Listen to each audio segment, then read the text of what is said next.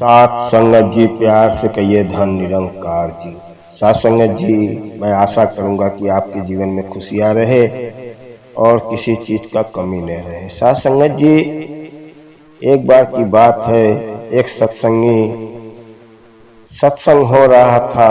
सत्संग के बाद बाबा जी के पास पहुंचा और बोलने लगा कि बाबा जी, ये मरण, शादी विवाह, कर्मों का खेल, क्या सब पहले से लिखा रहता है? क्या वो चक्कर लगा रहता है? बाबा जी ने बताया, एक कर्मों का चक्कर कई जन्म तक लगा रहता है। जो आपसे पाप हुआ रहता है और इस जन्म में नहीं भर पाए तो अगला जन्म वो तो कर्मों का चक्कर पीछा नहीं छोड़ता है।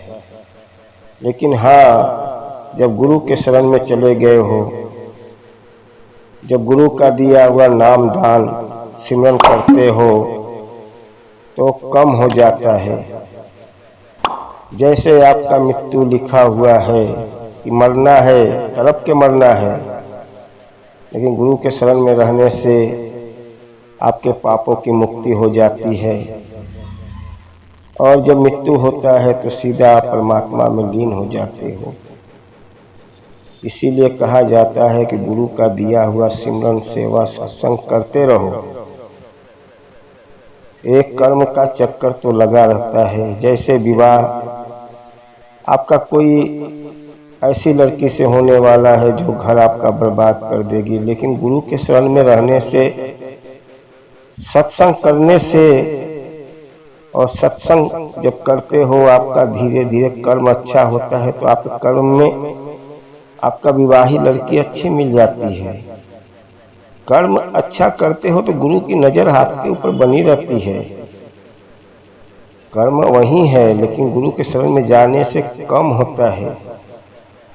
जो पाप ज्यादा रहता है वो कम हो जाता है।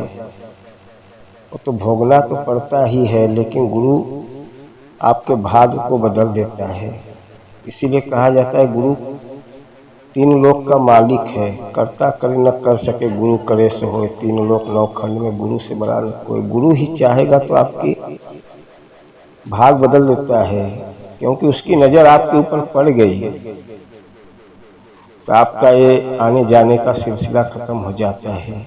इसीलिए कहा जाता है कि बड़े बड़े जो देवी देवता भी आते हैं उनको भी कर्म का भोगदंड इस धरती पे सबको मिलता है।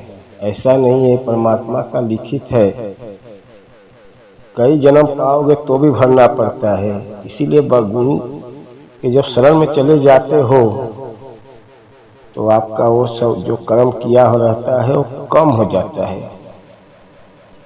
आपके घर में, संसार में, परिवार में दुख कम हो जाता है। लड़ाई झगड़े कम हो जाते हैं, निंदा चुगली कम हो जाते हैं, अहंकार मिट जाता है, घमंड मिट जाता है। लेकिन कैसे मिटता है? जब सत्संग जाते हो तब आपको मालूम पड़ता है कि तन मन धन ये ईश्वर का देन है। हम इस पे क्यों गुमान करते हैं?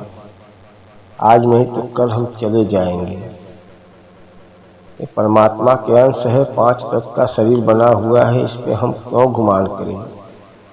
इसलिए साथ संगत जी, गुरु के शरण में जाने से आपका कर्म अच्छा बनता है और इसीलिए गुरु बार बार कहता है कि मेरा दिया हुआ सिमरन सत्संग सेवा करते रह। जो जो गुरु की सिखलाई आती है, गुरु के राह पे चलो, देखो आपका जीवन बदल जाएगा। गुरु ही बदल देगा आपका जीवन। उनके सिखलाइयों पे चलोगे, जो जो गुरु सिखाना चाहता है, वो जो वचन आता है उनके वचनों पे चलते रहो। जो भी सेवा करना चाहते हो सेवा करो। सत्संग तो रोज जाओ, 2 घंटा सत्संग में जाओ। 24 घंटा में आप पूरे दिन काम करते हो, वैसे ही सिमरन में 2 घंटे का समय निकालो। और हो सके तो जितना आप सिमरन करते हो वो तो अच्छा है। सत्संग में जाने की कोशिश करो। जो सत्संग जाता है उसको हर चीज का ज्ञान होता है और उसका जीवन ही बदल जाता है। आओ सत्संग जी, दास से कोई गलती क्षमा करना और प्यार से कहिए धन निरंकार जी।